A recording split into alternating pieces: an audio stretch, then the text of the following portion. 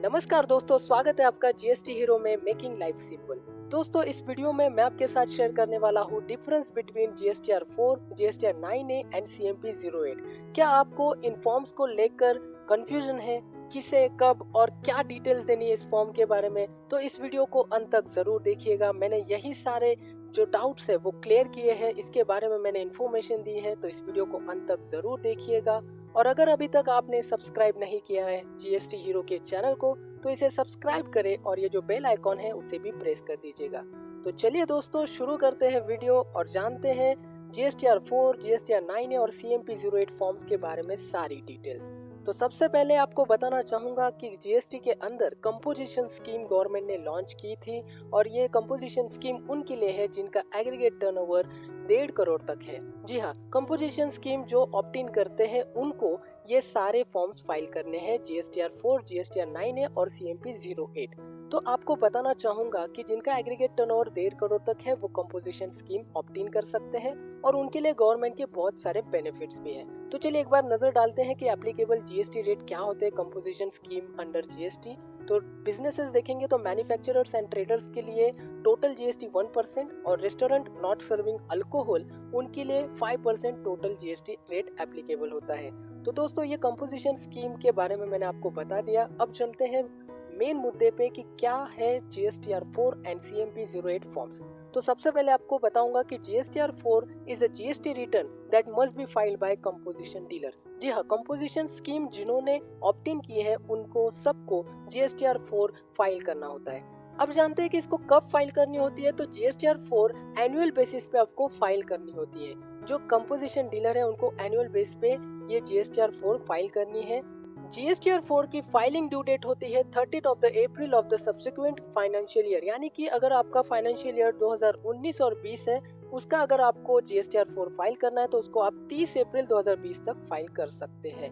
अब जानते हैं कि आपको बता दूं कि कोरोना वायरस के वजह से गवर्नमेंट ने ये जो ड्यू डेट थी उसको एक्सटेंड करके 15 जुलाई 2020 कर दी थी। लेकिन अब आपको बता दूं कि एक इशू आया था कि पोर्टल पे जीएसटीआर 4 का फॉर्म ही अवेलेबल नहीं है, इसलिए जो टैक्स पेयर्स है उन्होंने गवर्नमेंट के पास रिक्वेस्ट की कि वो कब अवेलेबल होगा और उसकी ड्यू डेट भी एक्सटेंड करने की मांग की। तो सिविक ने इसके बारे में एक ट्वीट किया, और हालांकि नया अपडेट है, चलिए जानते हैं कि क्या अपडेट है। तो representation have been received on non availability and extension of date of form GSTR 4 for financial year 2019-20 on the common portal. The matter of extension of date of GSTR 4 for financial year 2019-20 is under consideration by the GST Implementation Committee। यानी कि government कह रही है कि जल्द ही जल्द GSTR 4 form portal पे available होगा, और जो ड्यू डेट है 15 जुलाई 2020 कंपोजिशन डीलर के लिए दी गई थी उसको भी एक्सटेंड किया जाएगा, और उसके बारे में हमें जल्द ही इंफॉर्मेशन मिलेगी। अब जानते हैं कि जो फॉर्म है what is a form CMP 08।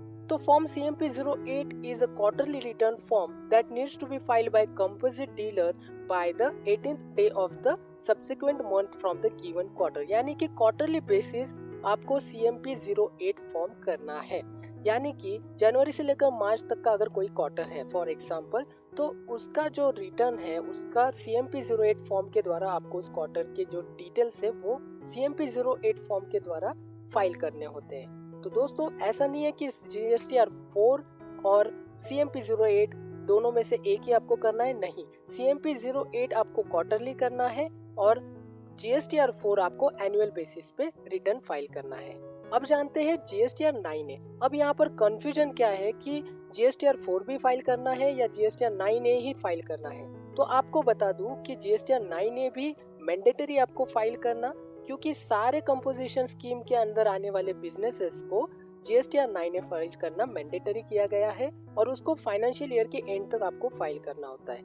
तो यहाँ पर हमने जाना कि फॉर्म जीएसटीआर 4 क्या होता है, CMP 08 क्या है, जीएसटीआर 9A क्या है। तो अभी आपको बता दूं कि CMP 08 आपको क्वार्टरली फाइल करना है, जीएसटीआर 4 आपको एनुअल बेसिस पे करना है, और जीएसटीआर 9A में आपको जो CMP 08 और जीएसटीआर 4 में आपने जो डिटेल्स दी है उसका कंपैरिजन दिखा के उसका रिकंसिलिएशन करके आपको जीएसटीआर 9 में शो करना है। तो दोस्तों, यहाँ पर आपका एक कंफ्यूजन तो दूर हो गया है। अब मैं आपको बताऊंगा कि क्या डिटेल्स देनी होती है इस पर्टिकुलर फॉर्म के बारे में, तो चलिए जानते हैं। तो सबसे पहले हम जानेंगे फॉर्म जीएसटी सीएमपी 08 के बारे में। एक्चुअली ये रिटर्न नहीं है, ये statement for payment of self assessed tax के बारे में है। तो यहाँ पर आपको क्या करना होता है कि क्वार्टर बेसिस पे आपका जितना टोटल आउटवर्ड सप्लाईज है, आरसीएम के अंदर आपने जो भी सप्लाईज है, आपके इनवर्ड सप्लाईज है, उसका सारा डिटेल्स आपको एक साथ देकर, वैल्यू आपको एक साथ देकर गवर्नमेंट को ये सेल्फ असेस करना है। तो ये फॉर्म में आपको डिटेल्स देनी होती है।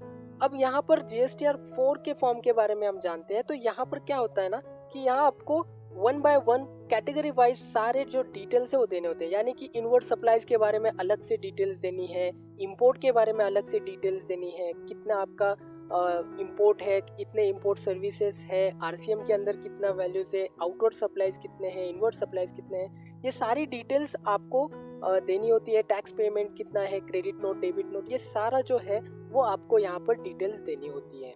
अब आपको बता दूं कि जीएसटीआर 9 भी एनुअल बेसिस पे आपको देना होता है, लेकिन इसमें आप क्या करते हो कि जीएसटीआर 4 और सीएमपी 08 फॉर्म में जो डिटेल्स दी है उसका कंपैरिजन दिखा के उसकी सारी डिटेल्स आपको यहाँ पर एक ही फॉर्म में डिक्लेयर करनी होती है और वो फाइल आपको ये फाइलिंग करना होता है आपको गवर्नमेंट के पास। तो होप दोस्तों आपके सारे डाउट क्लियर हो चुके हैं। तो अगर आपको ये वीडियो पसंद आया तो लाइक करें और हमारे चैनल को सब्सक्राइब करें और ये जो बेल आइकॉन है उसे भी प्रेस कर दीजिएगा। बनिए रहे हमारे साथ। Thank you so